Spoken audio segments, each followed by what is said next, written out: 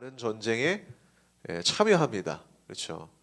누가 보면 전쟁 광이라고 오해할 수 있을 정도로 지금 이스라엘 기준에서 서쪽, 그러니까 서남 쪽이죠. 블레셋을 한번 쳤고 그로부터 360도를 이렇게 거의 돌았다고 생각하시면 돼요.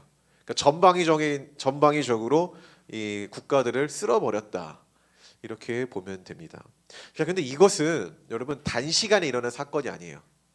그러니까 어느 특정한 기간 동안 일어난 사건이 아니라 굉장히 오랜 시간 발생된 이 사건을 요약해서 기록을 한 거예요. 그러니까 어떻게 보면은 이야기가 아니라 리스트인 거죠. 다윗의 업적이라는 거예요. 이 당시에는 왕이 어떤 업적을 남기면 이렇게 기록하는 문화가 있었어요. 그래야 그 왕이 어떤 왕인지를 알 수 있으니까 말입니다. 지금 시대도 비슷하죠. 제가 뭐 민수를 잘 모른다고 가정했을 때 민수에 대해서 알려고 하면은 물어보겠죠. 야, 민수 어떤 애야? 야, 민수 어떤 일을 하는 애야? 뭔가 민수가 어떤 활동을 했는지를 우리가 알듯이 이때 당시에도 왕의 업적들을 보면서 그 왕이 어떤 사람인지를 파악하는 겁니다. 자, 아시겠죠? 지난주 성결대 신학대학 행정실에서 이제 연락이 왔어요. 그 조교님한테 연락이 왔는데 이번에 그 대학 혁신 사업으로 슬기로운 교회 사역 되게 길어요. 현장 실무를 위한 뭐 종합 실천 교양. 뭐 아무튼 되게 긴데 10주차 프로그램을 계획 중이래요. 그래서 이제 저한테 한 파트를 맡아서 좀 강의를 해달라고 좀 연락이 왔습니다. 연락이 와서 뭐 당연히 제가 이번 연도 기도 제목이 하나님께 소비되는 거다. 이렇게 제가 갖고 있기 때문에 당연히 제가 이제 수락을 했죠. 근데 수락을 하고 나니까 저한테 파일을 하나 보내주더라고요. 목사님의 그 소개를 좀 여기다 써주세요. 간단하게 뭐 이렇게 양식을 줘서 저보고 좀 보내달라고 하더라고요. 근데 그 소개 양식을 보면은 뭐 당연히 뭐 저의 직위, 이름 뭐 이런 게 있습니다. 학력. 근데 맨 마지막에 보면은 활동 이력이라는 게 있어요. 활동 이력. 그러니까 내가 어떤 일을 그동안 해왔냐라는 거죠. 내가 이 땅의 목사로서 살면서 어떤 업적을 남겼냐, 이력이 뭐냐, 뭐 이거를 좀 써달라고 하더라고요. 제가 처음에는 그래 내가 한번 제대로 한번 써볼까 하고 쫙 쓰려고 하다가 너무 귀찮은 거예요. 너무 많아서 너무 귀찮아서 빈칸으로 보냈어요. 빈칸으로. 근데 이제 그게 뭐 교만한 마음으로 보낸 게 아니라 그 위에 보면은 저희 직위가 있거든요. 뭐냐면 복음안의 세교의 담임 목사가 있어요. 그러니까 그걸로 모든 게 저의 그 이력이 좀 설명이 될 거라고 생각이 됐기 때문에 그 이력을 이제 쓰지 않고 그냥 복음안의 세교의 담임 목사 그것만 이렇게 썼습니다. 요즘에는 이렇게 일일이 활동 이력을 다 이렇게 기록해서 보내지 않고 블로그나 뭐 개인이 운영하는 SNS 채널이나 인스타그램 이런 것들로 이렇게 자기 이력을 좀 이렇게 나타내기도 하죠. 요즘에 그렇지 않습니까? 여러분 누군가를 뭐 섭외하고 찾을 때 가장 먼저 하는 게 뭐예요? SNS 찾아보잖아요. 이 사람이 어떤 이력이 있는지 또 유튜브를 찾아보잖아요. 그러니까 저의 이력이 거기에 다 있기 때문에 뭐 안 썼다라는 거예요. 제가 말씀드리고 싶은 건 뭐냐면은 지금 시대도 누군가에 대해서 파악을 할 때 그 사람이 어떤 업적, 그러니까 어떤 활동을 했는가를 본다라는 거예요.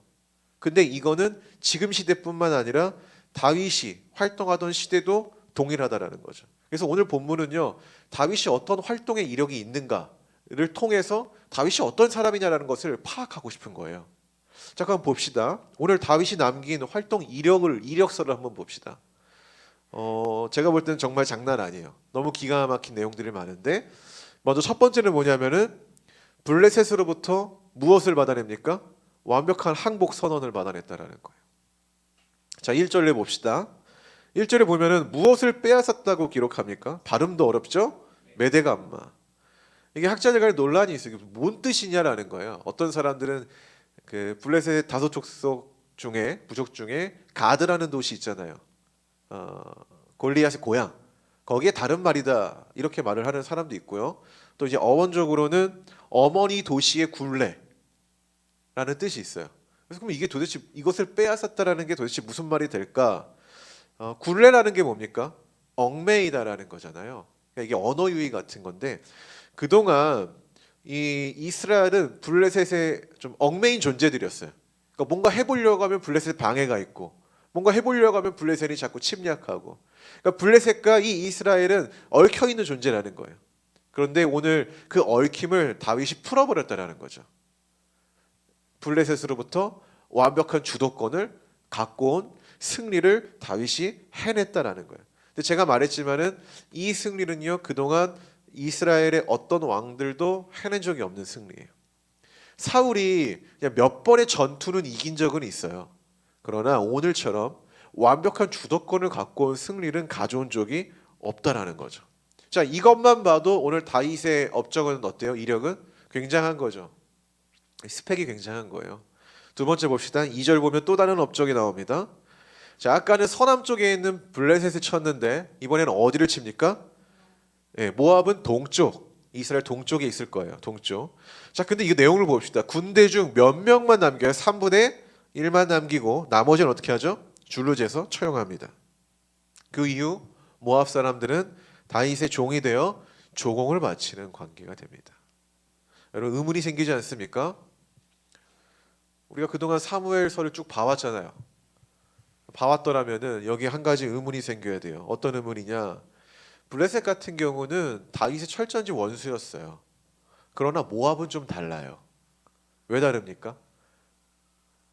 다윗이 도망자 생활을 할 때, 그렇죠. 도망자 생활을 할 때 다윗의 식소들까지, 이게 한두 명이 아니었잖아요.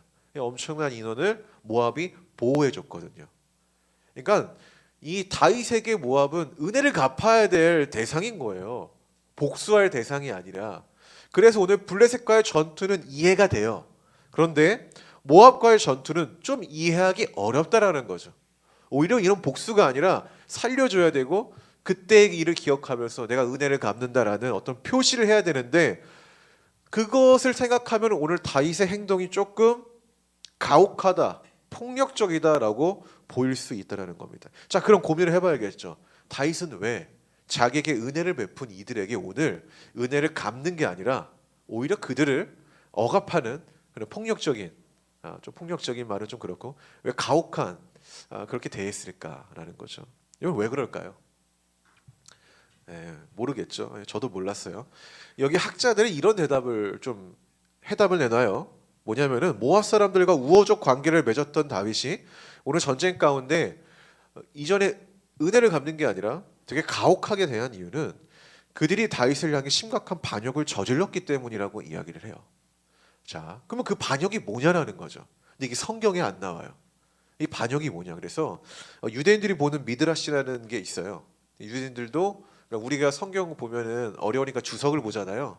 그것처럼 유대인들이 보는 어떤 주석 같은 게 있는데, 이 미드라시라는 유대 전승에 따르면은 이런 얘기가 나와요. 이 부분에 대해서 이전에 그 모압 왕에게 가족들을 의탁한 적이 있잖아요. 근데 그 후에 이 모압이 다윗의 부모를 살해했다. 이 가족들을. 이런 얘기가 나와요. 이런 얘기가. 근데 뭐 이게 오늘 사건의 기폭제가 된 거라고 말을 하지만은 물론 이 내용이 성경에 기록된 내용은 아니에요. 그러나 우리가 성경에서 평소 다윗의 성정을 봤을 때 가혹한 사람이었나요? 폭력적인 사람이었나요? 그렇지 않았다라는 거죠. 그 사울을 두 번인가 죽일 수 있는 기회가 주어졌잖아요. 근데 다윗은 그걸 행하지 않죠. 왜냐하면 사람 한 명을 죽이는 것도 다윗에게 있어서는 굉장히 중요한 문제였다라는 거거든요. 이런 태도를 보면은 다윗이 평소에 어떤 사람이었는지를 알 수 있다라는 거죠. 자, 그렇기 때문에 그런 다윗이 우호적이었던 모압을 상대로 이렇게 전쟁을 일으킨 거는 분명히 그만한 동기가 있었을 거다라고 우리가 생각해 볼 수 있다는 겁니다. 자, 다윗의 업적 여기서 멈추지 않습니다. 3절 봅시다. 북동쪽에 위치한 시리아 지역까지 평정합니다. 그렇죠? 북동쪽에 위치한, 자, 소바왕 하닷에셀이 옛 자기 권세를 회복하기 위해 유브라데 강으로 출정을 했을 때 다윗이 빈성을 공격하여 승리를 가져옵니다. 자, 그래서 결과가 어때요? 마병 1700, 보병 2만, 그리고 병거 100대의 말만 남기고 나머지 말은 어떻게 해요? 힘줄을 끊어버리죠. 힘줄을. 왜 100대의 말을 남겼을까? 원래 민도사님 그 성경에 그런 내용이 있죠. 그 말과 군대를 뭐 왕이 그거 뭐냐 두지 말라 이 내용인데 그거에 따라서 한 것 같은데 100대를 왜 남겼을까요? 병거 100마리는. 내가 볼 때는 본문상에서 볼 때는 틀렸다는 얘기고 본문상에서 볼 때는 금과 은과 놋을 갖고 오잖아요. 그 갖고 올 때 쓰려고 하지 않았을까요? 그냥 정황상으로 볼 때. 그래서 100마리는 남긴 거죠. 그럼 그렇게 생각하면 이들이 다윗이 갖고 온 금과 은과 놋은 어마어마하다라는 거죠. 어마어마하다라는 거. 근데 어마어마할 수밖에 없어요. 왜냐하면은요. 이 김고은 교수님의 저서에 의하면은요. 이 소바 왕은요. 아람 지역에 그러니까 시리아 지역에도 수많은 나라가 있지 않겠습니까? 그 중에서 제일 강력했던 나라래요. 그러니까 당시에 강력하다라는 건 뭐예요? 그만큼 힘도 있고 돈도 있는 거죠. 그러니까 아마 그거 갖고 오려고 병거 100대는 남기지 않았나 그런 생각이 듭니다. 자, 그러니까 이스라엘과 비교하면은 이 소바 왕은 엄청난 강대국이다. 이 내용에서 우리가 집중할 것은 다윗의 승리가 아니라 나보다 강한 상대일지라도 그들을 향한 도전적 이 자세를 봐야 된다는 거예요. 자, 우리 오늘 다윗의 자세를 한번 봅시다. 군사적으로 보면은 다윗이 군사력이 높을까요? 그렇지 않죠. 다윗이 예루살렘을 왜 자기의 성으로 만들었다고요? 군사력은 약한데 천의 요새이기 때문에. 그러니까 자기의 약점을 보완할 수 있는 최적의 위치였다라는 거예요. 근데 이런 군사적으로 약한 이 다윗이 소바 왕을 전면적으로 붙었을 때 이길 수 있는 확률은 얼마나 될까? 거의 없다라는 거죠. 우리가 상대의 적이 나보다 너무 강력하죠? 그러면은 해보려고 하는 생각을 접어요. 그러니까 안 될 거라는 생각 때문에 포기한다라는 거죠. 특히 전쟁 같은 경우는 더 그래요. 왜냐하면은 목숨 걸고 하는 거니 신중해야 되거든요. 그래서 우리가 승산이 없으면은 애초에 시작을 안 하는 게 인간의 본능이다라는 거죠. 여러분들도 그렇잖아요. 딱 머리 한번 굴려보고 이거 안 될 것 같다 싶으면은 시작도 안 하잖아요. 근데 계산해 봤는데 이건 조금 될 것 같은데 라는 게 보여지면 어떻게 합니까? 한번 해볼까라는 마음으로 바뀌는 것처럼 똑같다라는 거예요. 자, 그럼에도 불구하고 이 다윗은 승산 없어 보이는 이 싸움을 포기하나요? 포기하지 않는다라는 거죠. 붙는다라는 거예요. 자, 그럼 우리가 다윗이 한번 돼봅시다. 저는 다윗이 고민을 많이 했을 것 같아요. 어떤 고민이요? 야, 우리보다 저 강력한 저 나라를 우리가 어떻게 이길까? 어떻게 이길까? 전면전 가능하다고 생각했을까요? 불가능하다고 생각했죠. 당연히 그건 불가능한 이야기죠. 그러다가 이제 방법을 찾았겠죠. 빈성을 공격하자. 그거라면 가능하겠다.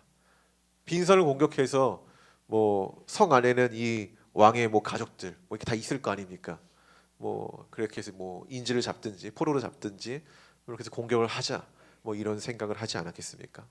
세상을 살다 보니까 하고자 하면 방법이 보이고요. 피하고자 하면 핑계가 생기더라고요. 이게 되게 진리적 말인 것 같아요. 우리가 하고자 하면은 안 될 것 같은 것도 틈이 보이기 마련이에요. 뭐 그런 경험이 있는지 모르겠지만은 틈이 보여. 근데 하고자 하는 마음이 없으면은 틈이 아니라 내가 왜 안 하는지에 대한 이유, 우리가 이거 핑계라고 하는데 그것만 나온다라는 거죠. 어쨌든 이 다윗은 어떤 자세가 있었냐면은 나보다 강력한 적이어도 뭔가 내가 해보려고 했던 그런 자세가 있던 거죠. 그렇게 해서 이제 빈성을 공격하자라는 그런 방법을 찾은 것 같습니다. 근데 빈성을 아무 때나 공격할 수 있나요? 이 사람이 얘네가 성을 비워줄지 우리가 어떻게 알아? 그 말은 뭐예요? 늘 주시해야 된다라는 거죠. 늘 주시해야 되고 우리에게 기회가 왔을 때 언제라도 그 기회를 잡을 수 있도록 준비를 해야 되는 거예요. 주시하고 준비를 해야 되는 거죠.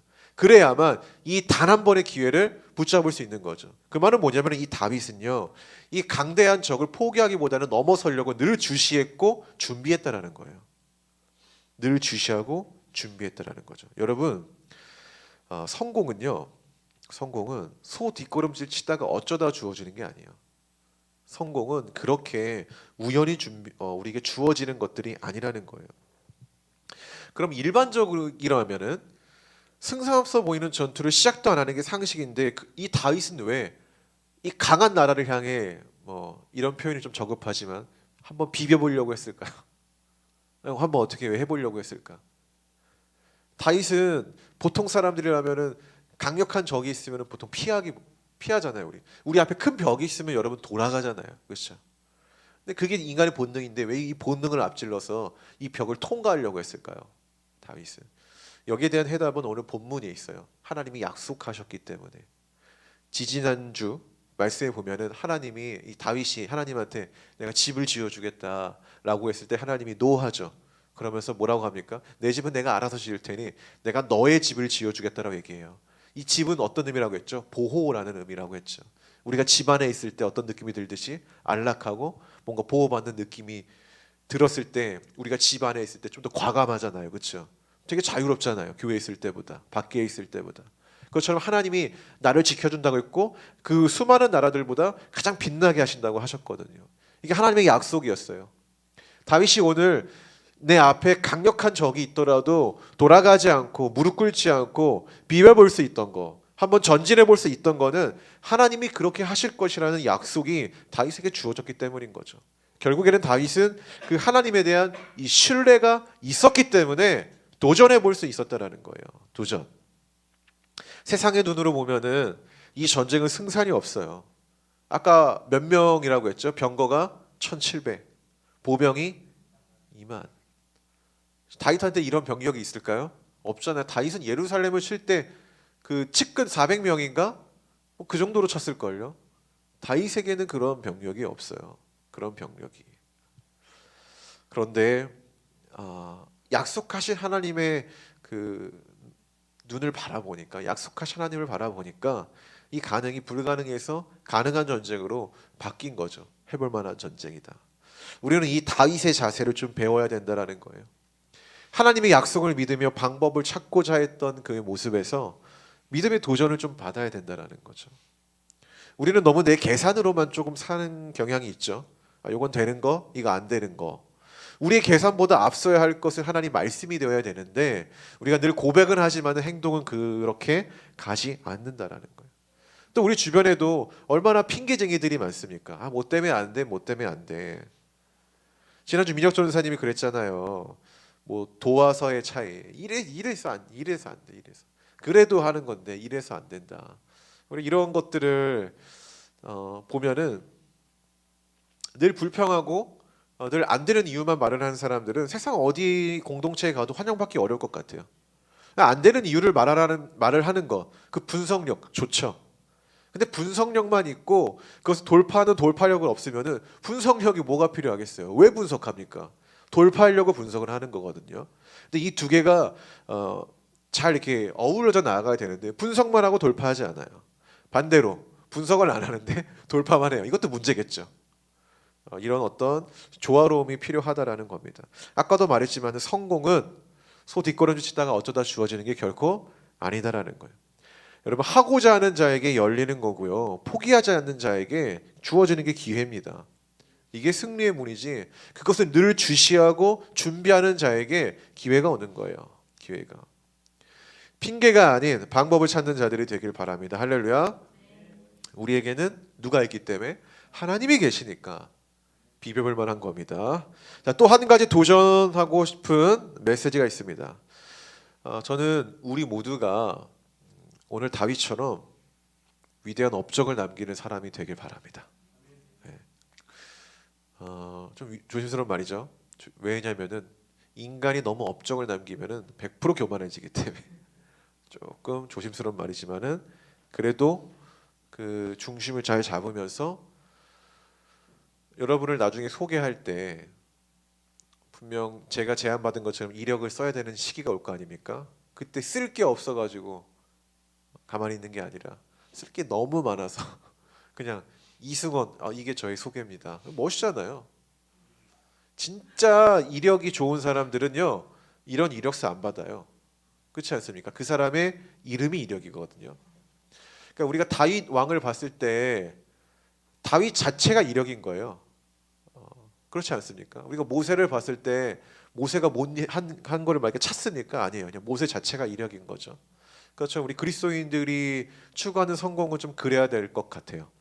백세훈 그냥 이력인 거죠. 믿고 보는 믿고 거르는 게 아니라 우리가 좀 그렇게 될 필요가 있다라는 거예요. 여러분 우리는 아직 젊어요. 젊음이 있다라는 거는 무궁한 가능성을 가지고 있다는 말입니다. 이런 말이 있어요. 이 젊음은 젊은이들에게 주기 아깝다. 조지 버나드 쇼가 한 얘기죠. 이 젊음을 젊은이들에게 주기 아깝대요. 왜 그래요? 젊음을 소유한 자들이 젊음의 가치를 모르기 때문에 그런 거죠. 근데 인간이 원래 그래요. 내가 뭔가를 소유하고 있다고 생각을 하죠. 그럼 내가 소유한 것에 대한 가치를 잘 느끼지 못해요. 잘 느끼지 못한다라는 거죠. 그것을 잃어봤을 때 소중함을 아는 거예요. 여러분 젊음이라는 거는 그 어떤 것과도 바꾸기가 어렵습니다. 바꿀 겁니까? 누가 100억은 좀 그렇고 1조를 준대요. 근데 1조를 받는 순간 동시에 80세가 돼야 돼요. 고민합니까? 고민을 안 해 민수는. 80세면은 곧 죽을 나이잖아요. 아무리 의학이 발달돼도 100세인데 그 100세도요. 지난 80세를 어떻게 살아왔냐에 따라 100세가 되는 거지. 어떤 80세가 될지 모르는 거잖아요. 바꿀 겁니까? 아니오라고 해야죠. 고민을 하면 안 돼요, 여기서는. 여러분 젊음은요. 어떤 돈 이런 것을 바꿀 수 있는 게 아니에요. 이거는 인간이 어떻게 해볼 수 있는 것도 아닙니다. 그래서 그동안 수많은 권력자들이 이 젊음을 가지려고 모든 권력과 노력을 사용한 거 아닙니까? 뭐 진시황처럼. 그렇죠. 그러니까 우리가 이 젊음을 소유한 우리가 어떻게 게으르게 살 수 있겠어요? 그렇지 않겠습니까? 얼렁뚱땅하다가 우물쭈물하다가 시간 지나간다니까요. 그러다 세월 지나가는 거예요. 세월이 나 지나간다, 시간이 나 지나간다 이렇게 경고하고 시그널을 주면서 지나가는 게 아니라 그냥 우물쭈물하다가 돌아봤는데 야 이렇게나 지나왔어? 이렇게 돼버리는 거죠. 여러분들이 초등학교 때 많이 경험했던 방학 숙제 같은 거, 일기 쓰기. 나도 엄청 일기 막 2달치 몰았었거든요. 그러면은 창의적인 내용이 안 나와요. 되게 비슷해요, 내용 자체가. 뭐 저는 이제 그림 일기 같은 걸 초등학교에 썼는데 여러분 그걸 썼는지 모르겠습니다. 그림이 늘 똑같아요. 뭐 월요일은 축구하고 있고 화요일은 야구하고 있고 뭐 수요일은 학원 가고 똑같은 거예요. 인생이 재미없잖아요, 그렇죠? 그렇게 하니까. 자 어쨌든 여러분 우리가 나중에 2, 30년을 돌아봤을 때 야 나 하나님 안에서 정말 열심히 살았구나. 그리고 누군가한테 당신은 어떤 사람입니까? 라고 말했을 때 구구절절하게 아 저는요 이게 아니라 저 전데요. 뭐 이렇게 딱 얘기하면 그 사람이 알 수 있는 멋지지 않습니까? 저 가끔씩 어디 이렇게 목사님들 만나러 가면은 저를 소개해야 될 때가 있어요. 되게 구구절절하게 내가 어떤 일을 하는지 막 소개해야 되잖아요. 너무 귀찮은 거야. 그냥 그분이 나를 알았으면 좋겠어요. 알아서. 아, 정혜민 목사님이 당신이군요. 이렇게 교만한 말일 수 있지만은 그렇게 되고 싶어요. 물론 제가 겸손하다는 그 밑바탕 깔고 여러분들도 좀 그랬으면 좋겠습니다. 할렐루야. 7절에서 14절 봅시다. 다윗이 하다네셀의 신복들이 가진 금 방패를 빼앗아 예루살렘으로 가져오고 또 다윗 왕이 하다네셀의 고을 베다와 베로데에서 매우 많은 놋을 빼앗으니라. 하만 왕 도이가 다윗이 하다네셀의 온 군대를 쳐서 무찔렀다 함을 듣고 도이가 그의 아들 요람을 보내 다윗 왕에게 문안하고 축복하게 하니 이는 하다네셀이 도이와 더불어 전쟁이 있던 터에 다윗이 하다네셀을 쳐서 무찌름이라. 요람은 은그릇과 금그릇과 녹그릇을 가지고 온지라. 다윗이 그것도 여호와께 드리되 그가 정복한 모든 나라에서 얻은 은금 곧 아람과 모압과 암몬 자손과 블레셋 사람과 아말렉에서 얻은 것들과 소바 왕 루베 아들 하다데셀에게서 노력한 것과 같이 드리니라. 다윗이 소금 골짜기에서 에돔 사람 18,000명을 쳐 죽이고 돌아와서 명성을 떨치니라. 다윗이 에돔에 수비대를 주되 온 에돔에 수비대를 주니 에돔 사람이 다 다윗의 종이 되니라. 다윗이 어디로 가든지 여호와께서 이기게 하셨더라. 아멘. 아멘. 자 여기 보면은 다윗의 행적에서 재미있는 사실 하나 볼 수 있죠. 다윗은 전쟁의 승리로 뭘 갖고 왔습니까? 금은 놋을 가져와요. 자 그럼 다윗이 이거 왜 가져왔을까? 이번 기회에 한몫 챙기려고. 예전에 사울이 그랬죠. 사울이 그 뭐라고 하죠? 전쟁에 승리한 전리품 가져가지 말라고 했는데 지멋대로 가져갔다가 크게 한번 된통 당한 적이 있죠. 뭐 자기 말로는 이거 주님께 드리려고 뭐 이렇게 했지만은 실상은 지가 가지려고 했던 건데 그럼 오늘 다윗도 이 기회에 한몫 챙겨보자는 심산으로 가져왔던 걸까요? 아까 병거 100대 실어서 가져왔던 걸까요? 아니겠죠. 성경은 다윗이 이것들을 누구에게 드렸다고 이야기합니까? 하나님께. 참 반대로 얘기해보자. 하나님이 금은 노술 필요하다고 했을까요? 언제 하나님이 다윗한테 야 내가 그거 필요하니까 너 어느 나라 가서 좀 쳐가지고 그거 좀 갖고 와봐. 주님이 이렇게 말한 게 있나요? 없어요. 오히려 예언서나 이런 데를 보면은요 제사를 드리는 자들을 향해서 야 내가 뭐 소가 필요해서 제사를 드리라고 했니? 그게 아니야. 나는 너희들의 마음을 원해. 이런 얘기를 할 정도였거든요. 하나님 뭔가 필요한 분이 아니라는 거예요. 자, 근데 그럼에도 불구하고 다윗이 이걸 스스로 가져온 이유는 뭘까요? 왜 갖고 왔을까? 전 이렇게 답변 드리고 싶어요. 그건 하나님이 일하실 때를 준비하기 위함으로 가져온 겁니다. 자, 왜 그러냐? 지난번에 하나님이 약속했다고 했죠. 무슨 약속? 다윗이 집을 짓겠다고 하니까 넌 안 돼, no. 대신 누가 지을 거야? 다윗의 자녀. 우린 그가 누군지 알죠? 누굽니까? 솔로몬. 실제로 역대상 18장에 보면은요, 솔로몬은 이 하단 에셀로부터 가져온 것으로 놋 대야와 기둥과 놋그릇을 만들었다는 기록이 있습니다. 자, 그 내용을 보면은 솔로몬은요, 자기 능력으로 성전을 지은 게 아니라 아버지 다윗이 준비한 기반을 가지고 성전을 지었다라는 것을 볼 수 있어요. 자, 이 점을 보았을 때 다윗은 하나님이 자신의 후손을 통해 성전을 지을 것이라는 이 약속을 100% 신뢰한 거예요. 그래서 그때 성전을 지을 때 상상을 했겠죠. 뭐가 필요한지 일반적으로. 그래서 그 재료들을 미리 하나하나 모은 거죠. 하나님이 약속을 지키실 때, 하나님이 일을 하실 때 조금 더 수월하게 하실 수 있도록 준비했다라는 거예요. 부지런히. 멋지지 않습니까? 자, 여러분. 하나님은 우리를 반드시 사용할 것입니다. 믿으십니까? 하나님이 우리를 택하여 구원하신 거는 그냥 구원받고 끝 이게 아니라 구원을 받은 우리를 통하여서 뭔가 하실 일이 있기 때문에 그 일에 대한 뭔가 기반을 다지려고 여러분을 부른 거예요. 왜? 하나님은 또 사람을 통해 일하시니까. 그렇다면 우리는 하나님이 그 일을 행하시기 때가 있지 않겠습니까? 그 때를 기다리면서 그냥 기다리는 게 아니라 어떻게 해야 돼요? 그때 하나님이 나를 원활하게 수월하게 사용할 수 있도록 부지런히 준비해야 된다는 거예요. 그때가 언제일지 모르니까. 우리가 왜 공부합니까? 그때를 준비하는 거예요. 우리가 왜 일합니까? 그때를 준비하는 거죠. 우리 민혁 전사님이 아마 이번 연도가 마지막 그거죠. 5학기, 6학기. 이거 왜 합니까? 나중에 하나님께 사용받을 그 때를 위해 준비하는 거예요.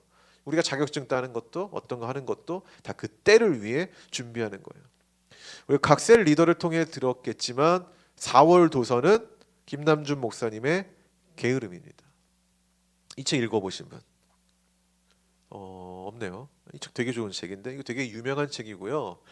많은 그리스도인에게 읽긴 명작이에요. 명작. 저 또한 이 책을 옛날에 읽으면서 20대 때 도전을 많이 받았고 반성을 많이 하게 됐습니다. 책 16페이지에 보면 이런 글이 있어요. 성경에 나오는 많은 거룩한 인물들의 이 분투하는 삶을 보면은 게으름과는 거리가 멀었다. 근데 성경의 인물들뿐만 아니라 교회사에 나타난 뛰어난 영적인 인물들의 삶도 자세히 추적을 하다 보면은 게으름 따위는 전혀 없었다라는 거예요. 이 목사님은 이 저서에서 이렇게 말해요. 게으름이야말로 대표적인 악이며 영적인 불결이다라고 말을 해요. 이게 굉장히 저격을 하는 건데 우리가 사람들과의 관계에서 약속을 어기는 이유가 뭐예요? 게을러서자. 게을러서. 우리가 거룩한 활동인 큐티와 기도 이거 바빠서 안 합니까? 솔직히 게을러서 안 하는 거예요. 우리 까놓고 얘기하면은 하고자 하면 할 수 있습니다. 게을러서 안 하는 거예요. 게을러서. 여러분 어쨌든 이 게으름은요 하나님의 일을 하는데 굉장히 가장 큰 적인 거예요. 가장 큰 악인 거고 가장 큰 죄인 겁니다. 그래서 이 책을 정말 좋거든요. 하나하나 읽어보면서 곱씹으면서 읽으세요. 문장 자체를 곱씹어 봐야 돼요. 읽으면서 삶에 좀 도전을 좀 얻기 바랍니다. 우리 다윗을 봅시다. 하나님이 다윗의 인생에 큰 승리를 주셨어요. 이 리스트를 보면은 보통 왕들이 이런 업적 절대 못 따라와요. 그래서 후에 보면은 다윗과 같은 왕이 없었더라면서 다윗이 어떤 그 왕의 어떤 믿음 좋은 왕의 기준이 되는데, 근데 생각해 보자라는 거예요. 하나님이 약속하신 것이기에 그냥 뭐 다윗은 아무것도 안 했는데 이루신 것일까? 라는 것을 한번 생각해 보자라는 거죠. 물론 하나님은 말씀대로 이루시는 분이에요. 근데 그 말이 우리 보고 가만히 있으라는 말일까요? 어느 때는 그런 말이 나와요. 너희는 가만히 있어? 주가 하나님이 하는 것을 봐라. 출애굽기에 나오죠. 그럴 때가 있지만은 오늘 본문이 야 하나님이 다윗을 통해 승리를 남겼으니까 가만히 있어. 스탑해. 주님이 이루실 거야. 이런 메시지를 전달하는 것일까요? 우리 한번 생각해 보자라는 거예요. 하나님이 과연 아무에게나 승리를 주실까? 하나님이 아무에게나 약속을 지키실까? 아무에게나. 하나님이 아무리 승리를 주신다고 했어도 다윗이 하나님의 약속을 믿고 전쟁에 참여를 하지 않았더라면은 이 승리가 있었을까? 천혜의 요새인 예루살렘 안에서 그냥 평화만 누리며 살았더라면은 이 승리의 리스트가 기록될 수 있었을까? 것을 생각해 봐야 된다라는 거예요. 물론 우리의 위대한 하나님은 수동적인 사람을 통해서도 역사하시는 분이에요. 저는 믿습니다. 그렇다고 해서 오늘 본문이 수동적으로 살아라 라고 말을 하는 것은 아니라는 거예요. 오히려 오늘 말씀은요, 아무것도 하지 말고 가만히 있어라, 주님이 하실 거다, 이런 게 아니라 너희가 하나님의 약속을 믿는 자라면은 그 믿음을 신뢰하여 진취적으로 나아가라는 얘기예요. 다윗처럼 서쪽으로 가고 북쪽으로 가고 동쪽으로 가고 주님이 주신 약속을 기억하면서 앞에 아무리 강한 적이 있더라도 부딪혀보라는 얘기예요. 주님을 믿으면서. 할렐루야. 부지런히 살라는 거죠. 삶을. 제가 인도하는 이 바울셀에서 숙제를 하나 내준 적이 있어요. 저번에 모임에서. 뭐냐면은 자신이 믿는 하나님을 자신의 언어로 좀 고백해 봐라 라는 숙제를 내준 적이 있는데, 저희 셀럽 모두가 숙제를 했지만 그 중에 주성 청년이 이렇게 글을 남겼습니다. 사실 오타가 조금 있어서 내가 해석하기 조금 어려웠지만 제가 의역을 했어요. 제가 믿는 하나님은 삶의 인도자이십니다.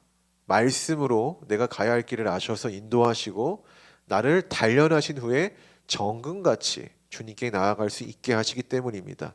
그 다음 내용이 중요해요. 그래서 오늘도 그 길을 따라가며 살기로 했습니다. 이게 이제 주성청년이 믿는 하나님에 대한 신앙 고백.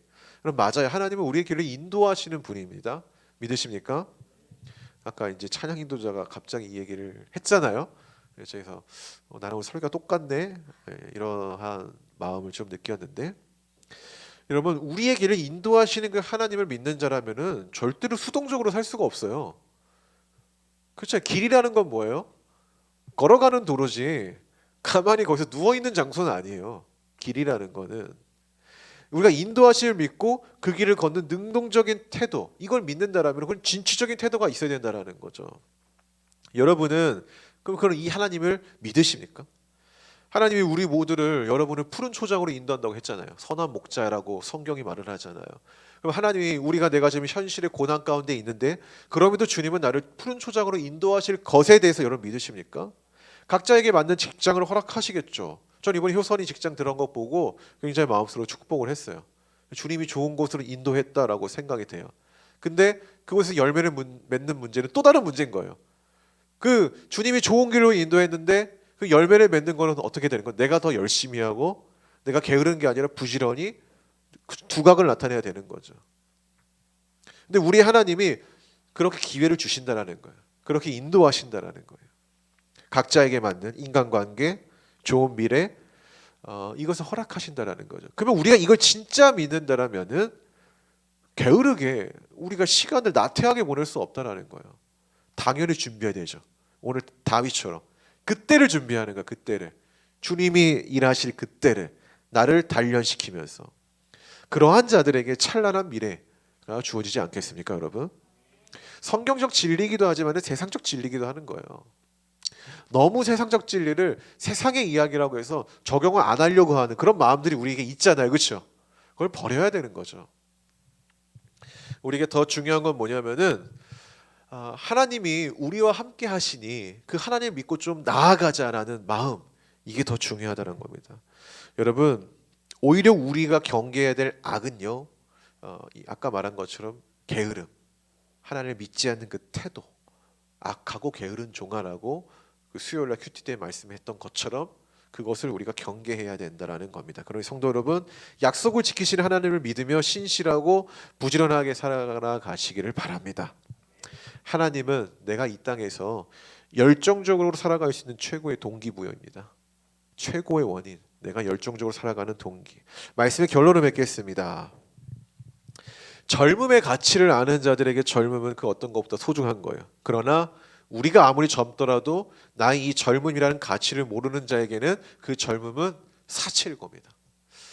우리는 그 소중한 것을 가지고 있는 자들이며 무한한 미래를 품고 있는 사람들입니다. 그러니 여러분 삶을 좀 잘 개경하고 만드시길 바랍니다. 그래서 좀 멋있는 업적을 남기십시오. 멋있는 업적을 남기시는 거죠. 주님을 믿는 자는 게으를 수 없는 것처럼 아까도 말했지만은 여러분이 부지런히 잘해서 업적을 남겼어요. 그렇다고 교만하지 마십시오. 우리가 어떤 업적, 어떤 위대한 활동을 한다고 해도 그것은 누가 이루신 겁니까? 하나님이. 오늘 다윗이 이야기하잖아요. 다윗의 업적의 마지막에 기록하잖아요. 2번이나 하나님이 이기게 하셨다. 사실 이 다윗의 기념비적인 이 승리 리스트에서 가장 중요한 대목이 이거 아니겠습니까? 근데 더 놀라운 건 뭐냐면은 이게 뒤에 나온다는 거예요. 결론처럼 나온다는 거예요. 그러니까 서론처럼 하나님이 함께 하셨어. 그래서 다윗이 이렇게가 아니라 다윗이 쭉 이야기한 다음에 그래서 이 모든 걸 하나님이 하셨다라는 결론적인 이야기로 갔다라는 게 더 중요한 거죠. 결론적인 이야기로. 그러니 위대하고 영광스러운 순간에 그 결론적인 그 순간에 내가 잘했어. 역시 나는 뛰어나. 이것이 아니라 우리 하나님께 영광을 드리는 사람이 됩시다. 서론에서 말했던 것처럼 스포츠 선수가 영광스러운 이 순간에 자기가 모든 박수와 막 환호를 즐기는 그런 게 아니라 그 모든 것을 허락하신 하나님께 드렸던 모습처럼 우리가 그랬으면 좋겠습니다. 그거야말로 최고의 예배이지 않겠습니까? 어쩌면 그 삶으로 드리는 예배, 그것이야말로 주님이 우리에게 원하시는 거고, 하나님의 약속인 이 말씀을 믿는 자는 결코 나태하거나 자신을 허비하지 않는다라는 것을 좀 아셨으면 좋겠습니다. 우리 모든 성도들이 그리고 이 교회가 주의 약속을 믿는 자의 삶으로 살아가기를 주의 이름으로 축원합니다. 그럼 기도합시다. 하나님.